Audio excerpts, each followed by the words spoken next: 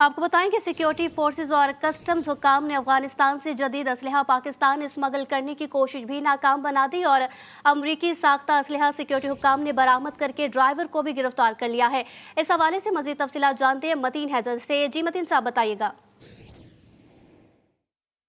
बिल्कुल, आज जो है इंतहाई मौका जराये के मुताबिक एक बड़ी तादाद में अफगानिस्तान से असला और गोला बारूद की जो वो खेप है जो पाकिस्तान में स्मगल करने की कोशिश नाकाम कर दी गई है और जितनी तरीन हथियार इसके अंदर जो है वो जब्त कर रही है, जिसमें पाकिस्तानी हुकाम ने ये कार्रवाई की और ये असला और गोला बारूद अफगानिस्तान से पाकिस्तान जो है वो इम्पोर्ट किए जाने वाले प्याजों की बोरियों में ये छुपाए गए थे।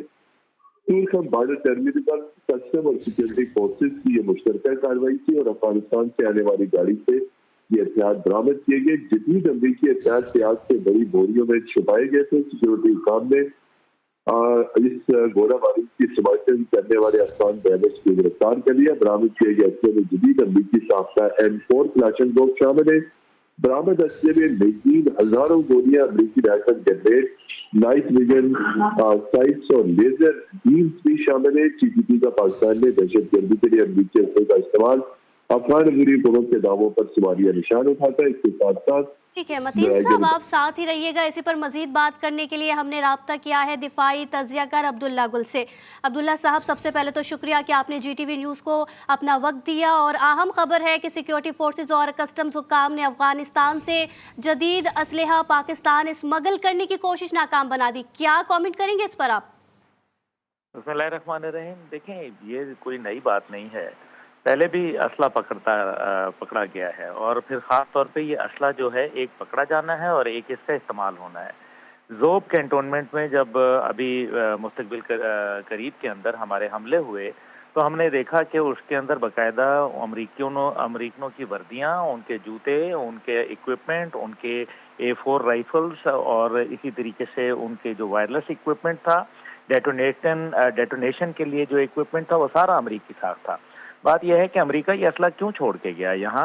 क्या वजह है कि वो इस असले को डिस्ट्रॉय नहीं करके गया या अपने साथ नहीं लेके गया? क्योंकि ये एक बुनियादी तौर पे फौज की प्रैक्टिस होती है कि वो ऐसा असला जो वो नहीं ले जा सकते उसको वो तबाह करके जाते हैं। देखना यह है कि पहली बात यह है कि अफगानिस्तान के अंदर जो हुकूमत इस टाइम पे बैठी है उसका ये फर्ज बनता है कि वो तमाम तर तवानाइयों को जो है वो असले की स्मगलिंग और उसकी जो रोकथाम है उसको मेरे ख्याल में यकीन बनाए और साथ ही साथ जो पाकिस्तान ने नाकाबिले तरदीद सबूत दिए थे उनको दहशतगर्दों के हवाले से, उनको जो है वो उनकी पकड़ करे।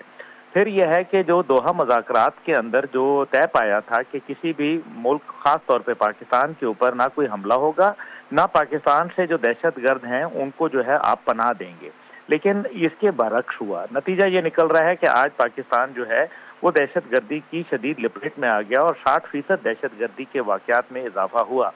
अब देखना यह है कि इसके अंदर जो दोहा मुज़ाकरात का गारंटर तो अमेरिका था, अमेरिका को भी चाहिए कि वो, पहली बात यह है कि वो ये बात करे और हमें वो तमाम वसाइल और वो तमाम सहूलियात फराहम करे जो उसने माजी जी के अंदर, जैसे इस टाइम पे वो इसराइल को कर रहा है। हालांकि इसराइल तो एक मेरे ख्याल में गुनाह कबीरा की तरफ बढ़ गया हुआ है, लेकिन पाकिस्तान अपनी बका और सलामती की जंग लड़ रहा है। ये एक न्यूक्लियर स्टेट है और न्यूक्लियर स्टेट के ऊपर अगर आप भारत की और यहूद और हनूद की जो जय जयकार की बुनियाद के ऊपर अगर आप ऐसे लोगों को, शरपसंद अनासर को सपोर्ट करेंगे तो फिर पाकिस्तान के लिए बहुत मुश्किलात हो ठीक है। जाएंगी। सिक्योरिटी फोर्सेस और कस्टम्स हुकाम ने अफगानिस्तान से जदीद असलहा पाकिस्तान स्मगल करने की कोशिश नाकाम बना दी।